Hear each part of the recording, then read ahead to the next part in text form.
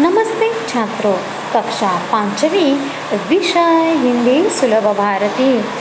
छात्रों, हमने हमारी पिछली वीडियो दासिका में इकाई क्रमांक 2 का पाठ क्रमांक 2 जो कि जीवन था, इस जीवन में हमें कैसे रहना चाहिए, किस प्रकार से हमें जीवन व्यतीत करना चाहिए, यह सविस्तर रूप से देखा।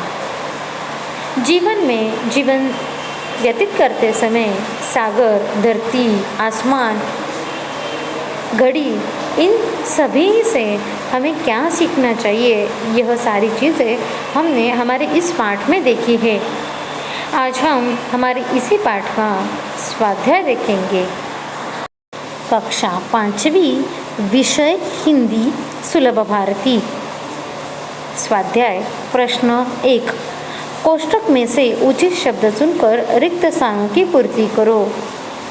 1, जीवन है डैश का नाम। अब यहाँ पर कोष्ठक में से कौन सा शब्द उचित है बच्चों?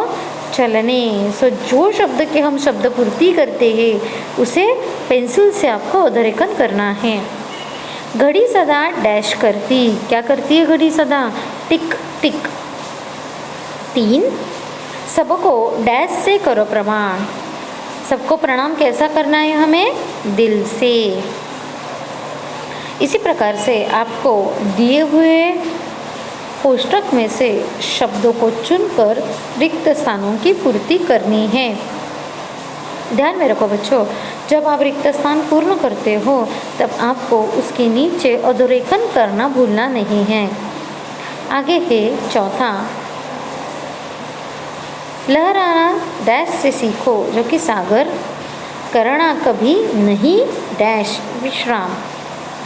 जो चलता वह डैश बढ़ता, यानी आगे। 8वां है, सबको दिल से डैश करो प्रणाम। 9वां, डैश से कर लो सुविचार।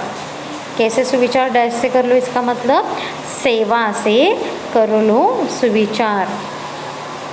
इस तरह से आपको सभी प्रश्नों के उत्तर लेखन करना है और जो रिक्त स्थान पूर्ण किए हैं वहाँ पर आपको पेंसिल से अधोरेखन करना है।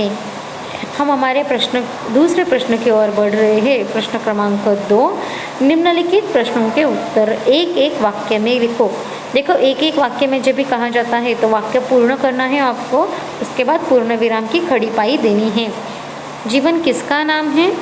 इसका उत्तर है जीवन चलने और आगे बढ़ने का नाम है। दूसरा, घड़ी हमें क्या सिखाती है?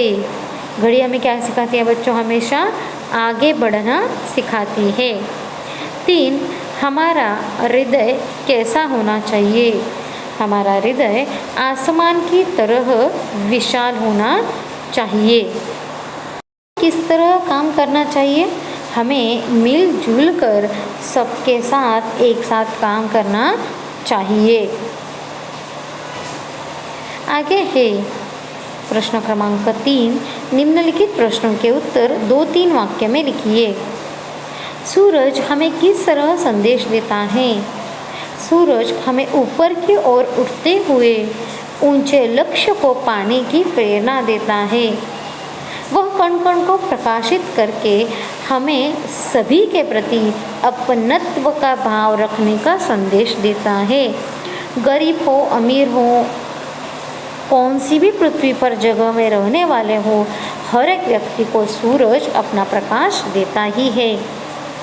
2, घड़ी में कौन सी विशेषताएं होती हैं? घड़ी सदा चलती रहती है, वह कभी भी रुकने का नाम नहीं लेती है। हमेशा आगे बढ़ना और सफलता प्राप्त करना, यह बातें हमें घड़ी से सीखनी है और कभी भी भूतकाल में ज़्यादा समय तक न रहना। 3, इस कविता द्वारा क्या संदेश दिया गया है?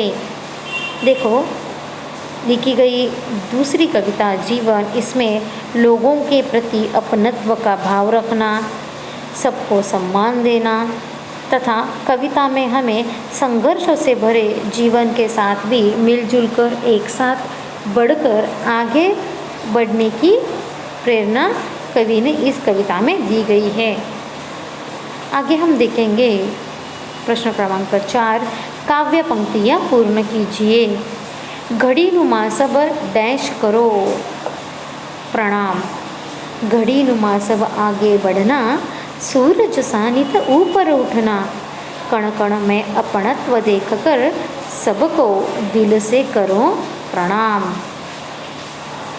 इस तरह आपको रिक्त पंक्तियों को पूर्ण करना है और फिर से एक बार जैसे मैंने पहले कहा रिक्त स्थानों को अधोरेखन करना है पेंसिल की सहायता से। दूसरा, माँ जैसी डैश डैश लो सुविचार। माँ जैसी हो मीठी बोली, मन में सच्चे उच्च विचार, अपने जैसा सबको जानो, सेवा का कर लो सुविचार। आगे हम देखेंगे प्रश्न क्रमांक 5, निम्नलिखित शब्दों के समानार्थी शब्द लिखिए। जिंदगी, इसका अर्थ है जीवन। मधुर, मीठा। आराम यानी विश्राम। परिश्रम, इसका अर्थ है मेहनत। दिए हुए सभी शब्दों के समानार्थी शब्द उचित आपको लिखने हैं। 5वां और आगे है।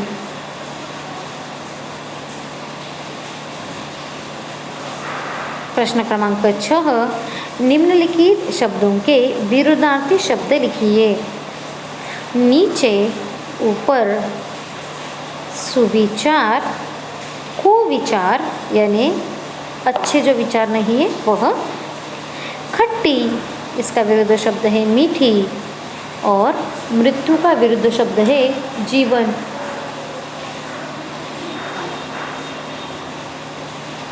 इस तरह आपको विरुद्धार्थी शब्द लिखने हैं। आगे हम देखेंगे प्रश्न क्रमांक 7, निम्नलिखित शब्दों के वचन बदल कर लिखिए।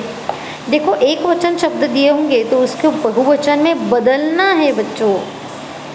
घड़ी, घड़ियाँ, इकाई की ई की मात्रा जिसमें पहली होती है बहुवचन करते समय।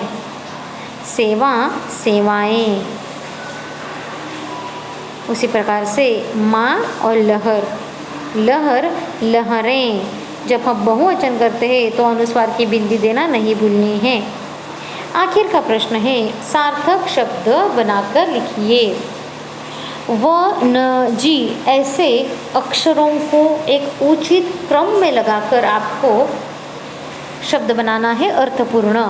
जैसे व, न, जी, इन दिए हुए अक्षरों को उचित वर्णाक्षरों में बदलकर हम शब्द तैयार कर सकते हैं। जीवन।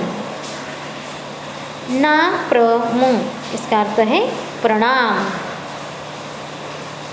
र, चा, वी, इसका उचित वर्णक्रम लगाकर हमें शब्द मिलता है विचार। और आखिर का शब्द है वी, ल, शा, इसका उचित क्रम लगाकर हमें शब्द मिलता है विशाल। बच्चों, आज हमने जीवन इस पद्य पाठ का स्वाध्याय देखा है, इकाई क्रमांक 2 का पाठ क्रमांक 2।